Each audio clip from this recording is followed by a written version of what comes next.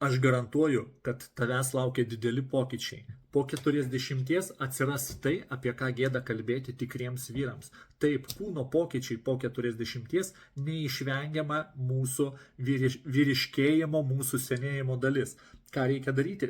Reikia susimastyti jau dabar. Jeigu tau nėra 40, pradėk galvoti dabar, kas bus po to. Ar tave tenkina tavo sveikatos būsena, sveikatos lygis, kuris yra dabar. Koks jis bus po 5 ar 10 metų. Ką reikia daryti? Tavo reprodukcinė sistema, tavo centrinė nervų sistema, tavo kraujotaka. Tai yra tie ženklai, kurie pirmiausiai įspėja tave apie tavo kūno pokyčius. Kad nebūtų gėda pirmą kartą pasakyti, oi brangioji, aš negaliu, aš šiandien pavargau, susimastyk apie tai dabar. Ką valgai, ką geri ir kokius žalingus įpročius turi. Pagalvok, gal laikas kažką pakeisti. Jeigu trūksta patarimų ir tu bijai kreiptis į draugus, nes tai yra netikro vyro požymis kalbėti apie problemas, parašyk man.